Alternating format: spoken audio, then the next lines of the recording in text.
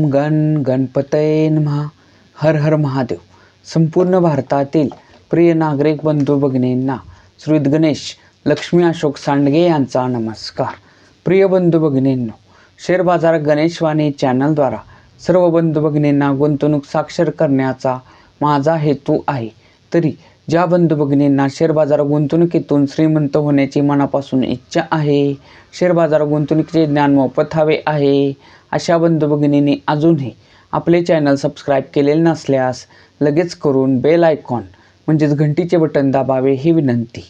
प्रिय बंधू भगिनींनो, आपल्या चॅनलवर आपण सुमारे 3 ते 4 कॅटेगरीतले व्हिडिओ बनवलेले आहेत. म्हणजे कोणते तर कोणत्याही कंपनीचे अभ्यासाचे 6 मुद्दे पाहून ती कंपनी गुंतवणुकीसाठी योग्य आहे, अयोग्य आहे की उत्तम आहे हे कसं पाहायचं याचे क्रमशः व्हिडिओ बनवलेले आहेत.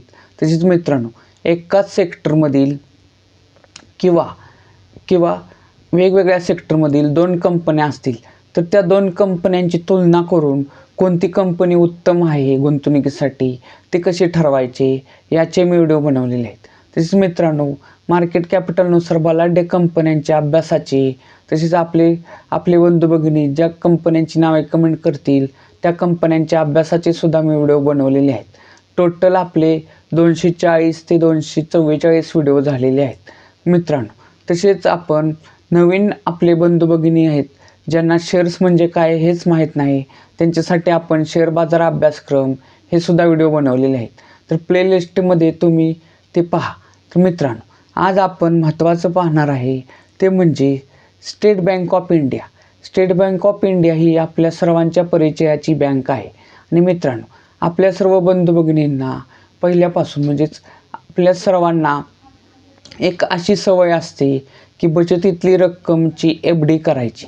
आणि मित्रांनो, समजा आपण 2006 साली म्हणजे आत्तापासून 20 वर्षापूर्वी SBIमध्ये म्हणजे स्टेट बँकेत आपण 1 लाख रुपयाची FD केली असती तर त्याचे किती रुपये झाले असते आत्ता करंट व्हॅल्यूला. आणि तेच रक्कम जर का SBI म्हणजे स्टेट बँक ऑफ इंडियाच्या शेअर्समध्ये गुंतवली असती तर त्याचे किती रुपये झालेले असते ते आज आपण या व्हिडिओत आज पाहणार आहोत. तर मित्रांनो, संपूर्ण व्हिडिओ पहा किंवा ऐका ही विनंती. प्रिय बंधू भगिनींनो, लक्षात घ्या, आपण जेव्हा स्टेट बँकेत 1 लाख रुपयाची FD करणार होतो म्हणजे केलेली आहे तर समजायचं की आपण त्या बँकेचे ग्राहक आहोत. आणि मित्रांनो, त्याचवेळी स्टेट बँकेत 20 वर्षापूर्वी आपण त्या बँकेचे शेअर्स घेतले असते तर समजायचं की त्या बँकेचे आपण तेवढ्या भागाचे मालक झालेले आहोत. मित्रांनो, लक्षात घ्या, कोणताही शेअर्स खरेदी करताना तो आपला एक मालकी हक्क आहे अशी मानसिकता ठेवूनच तो शेअर्स खरेदी करणे गरजेचे असते. तेव्हा त्याचे प्रॉफिट म्हणजे दीर्घ मुदतीत तो शेअर्स ठेवला जाऊन त्यातून प्रचंड लाभ होत असतो. तर मित्रांनो, आज आपण पाहणार आहोत की स्टेट बँकेच्या FDत 20 वर्षापूर्वी 1 लाख रुपये ठेवले असते तर आत्ता त्याचे किती झाले असते. मित्रांनो, 20 वर्षापूर्वीपासून ते आत्तापर्यंत सुमारे 6% ते 9% असे FDचा व्याजाचा दर होता. परंतु आपण आत्ताचा दर आहे तो 5.5 ते 6% आहे. परंतु आपण सरासरी 7% दर पकडू. मित्रांनो, SBI म्हणजे स्टेट बँकेत 20 वर्षापूर्वी 7% दराने चक्रवाढ व्याजाने जर ती रक्कम 1 लाख रुपयांची ठेवली असती तर त्याचे आत्ता लमसममध्ये 3,87,000 ते 3,95,000 रुपये झाले असते. म्हणजेच काय तर 1 लाखाचे राऊंड फिगरली 4 लाख रुपये FDमध्ये झालेले आहेत. आणि मित्रांनो, आता आपण पाहू तर 20 वर्षापूर्वी स्टेट बँकेचे शेअर्समध्ये जर का 1 लाख रुपये ठेवले असते तर त्याचे किती शेअर्स मिळाले असते. मित्रांनो बघा, SBI म्हणजे स्टेट बँक ऑफ इंडियाचा शेअर्स 2006 साली म्हणजे 10 जानेवारी 2006 साली 85 रुपयाला एक मिळत होता.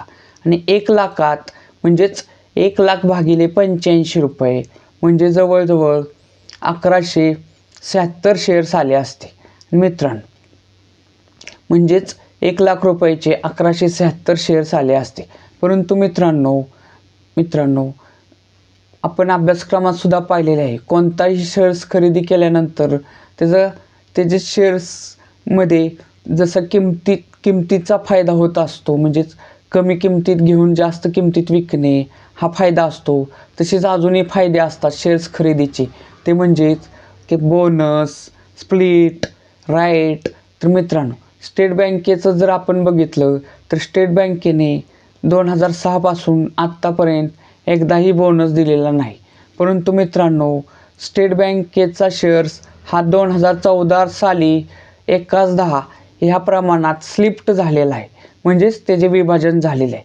म्हणजेच काय, तर आपण स्टेट बँकेचे 10 जानेवारी 2006 साली 1176 शेअर्स 1 लाख रुपयाचे घेतलेले, तर ते 1176 शेअर्स 2014 साली स्लिप झाले.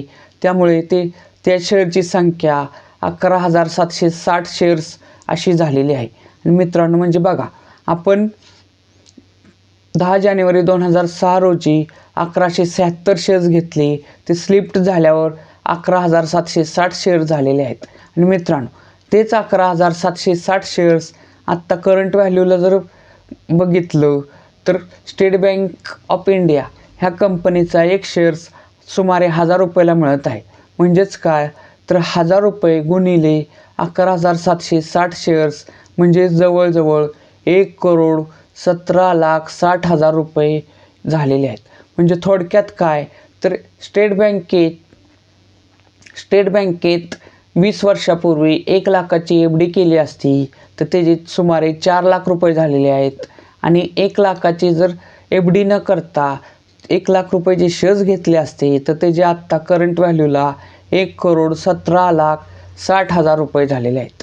आणि मित्रांनो, अजून एक की शेअर्स कमी किमतीत घेऊन जास्त किमतीत विकणे हा एक फायदा असतो. तसाच अजून एक फायदा म्हणजे त्या शेअर्सपासून दरवर्षी डिव्हिडंडसुद्धा मिळत असतो. डिव्हिडंड म्हणजे लाभांश. तर मित्रांनो, ह्या वर्षीचाच जर डिव्हिडंड पाहिला तर स्टेट बँकेनं पर शेअर्स 2025 साली 15.90 रुपये एवढा डिव्हिडंड म्हणजेच लाभांश दिलेला आहे. आणि आपल्याकडे 11,760 शेअर्स आहेत.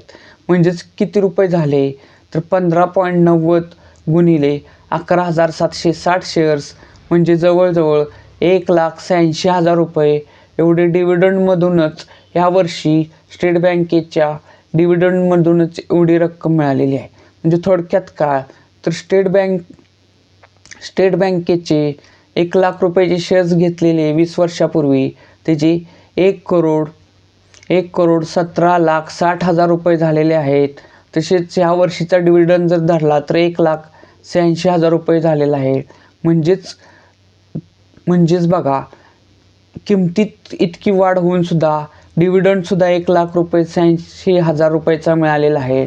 म्हणजे स्टेट बँकेत FD करण्यापेक्षा स्टेट बँकेचा शेअर्स घेतलेले किती जास्त प्रमाणात फायदेशीर ठरलेले आहे याचे हे उत्तम उदाहरण आहे. मित्रांनो, स्टेट बँकेच्या शेअर्सच्या परताव्याचा हा व्हिडिओ जर तुम्हाला आवडला असेल तर जास्तीत जास्त लाईक करा. कोणतीही अडचण किंवा समाधानी असाल तर कमेंट करा. तसेच आपल्या आप्तेष्टांना आपले सर्व व्हिडिओ बनवलेले आहेत ते पाठवा, शेअर करा ही विनंती. तसेच प्रिय बंधू भगिनींनो, आपण स्टेट बँकेत 20 वर्षापूर्वी 1 लाख रुपये गुंतवलेले, तेव्हा ती बँक उत्तम होती, त्यामुळेच त्याचा हा एवढा नेट प्रॉफिट झालेला आहे. परंतु मित्रांनो, आता वर्तमान काळात स्टेट बँक ऑफ इंडिया ही आत्ता करंट वेळेला गुंतवणुकीसाठी योग्य आहे, अयोग्य आहे की उत्तम आहे हे पाहण्यासाठी उद्या आपण स्टेट बँकेच्या अभ्यासाचे 6 मुद्दे व त्यातून निघालेले निष्कर्ष असा व्हिडिओ बनवणार आहे. तर उद्याचा स्टेट बँकेच्या अभ्यासाचा सुद्धा व्हिडिओ पहा, म्हणजे स्टेट बँकेच्या ॲनालिसिसचा पण व्हिडिओ पहा ही विनंती. भारत माता की जय.